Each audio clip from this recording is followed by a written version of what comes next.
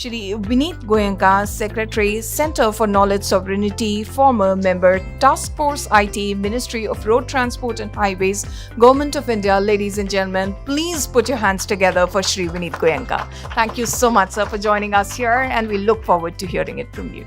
Finance has already been discussed, and as I said, I'll not take more than 3-4 minutes, and it's already 1:22. Okay, so we talked about hybrid annuity model. Then somebody talked about PLI, the viability gap funding model, which has been there.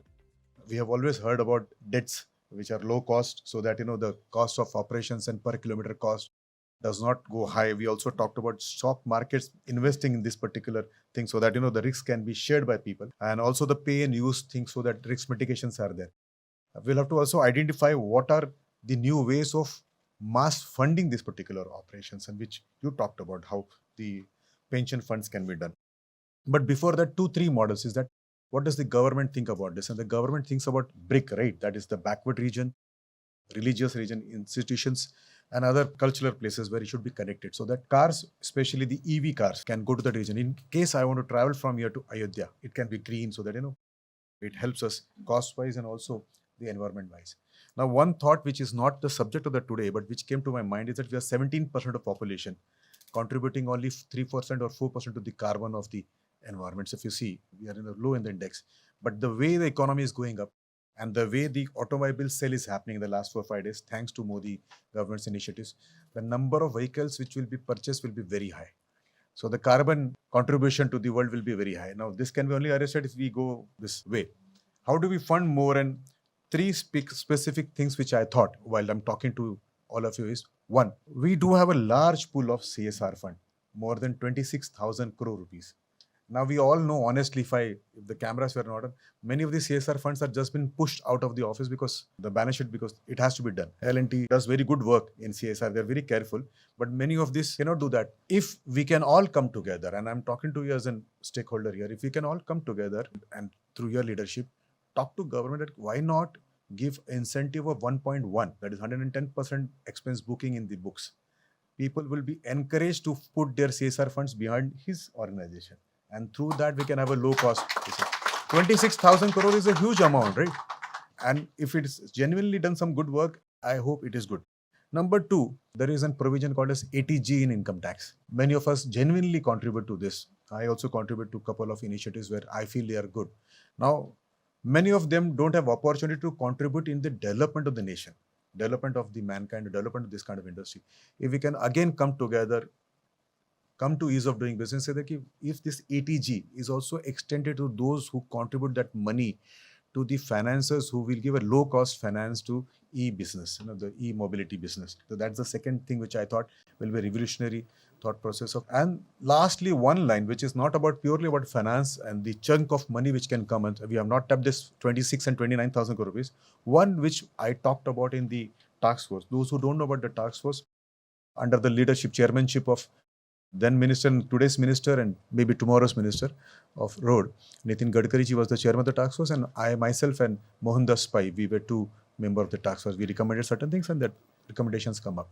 Now, we had recommended something which is called as OVSM, Online Smart Vehicle Model. Part of that has already been implemented, that is the tags. So we talked about, people, toll collectors in this thing.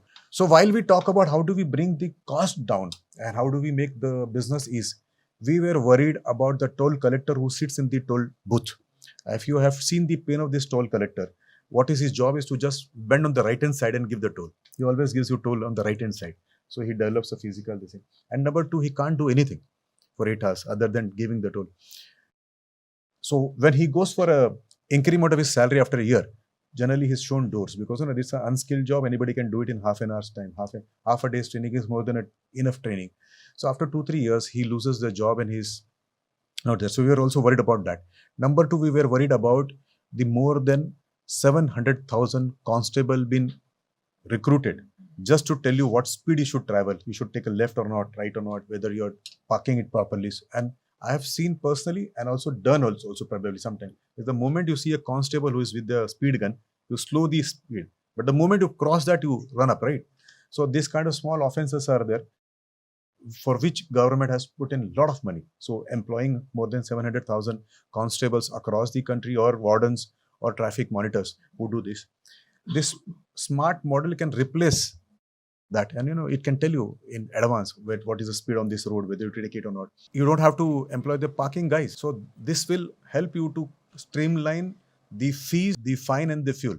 So one of the joint secretaries in the meeting asked me very happily, sir, कि तब this is about 2015 when we were discussing. He said कि sir लट लेके खड़े रहते हैं toll नाके पे, तब भी लोग टोल नहीं देते हैं. मेरे पिताजी मेंबर ऑफ पार्लियामेंट ये बोल देते हैं कई बार. आपने वीडियोस भी देखे होंगे कि on that 30 rupees of toll, people spend more fuel quarreling and arguing with that guy. Why not to pay? And so I said, do you think how it will come? And somebody smart like Gaurav ji told me that this device can help us not to allow to be refueled till he pays the earlier fees and the fines. So when he goes to the fuel bump, whether it is fossil fuel or to the other fuels, he has to pay the fees first, whether it is road tax, whether the toll or the parking or the fines, and then he will get the first drop of the fuel.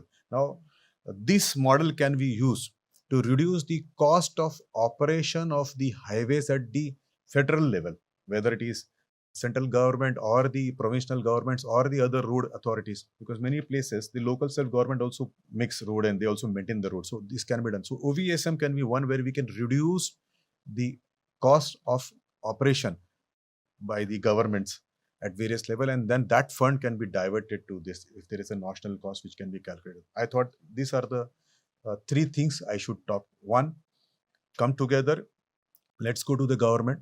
What is government? Government listens to us, right? And the good part of this government is the stakeholder interaction, and we can thank Abhijit for that. He has changed many policies purely talking to the minister, arranging this talk. Yesterday also we saw that the minister was here not only to give his part but also asked him to give feedbacks, and these feedbacks are taken.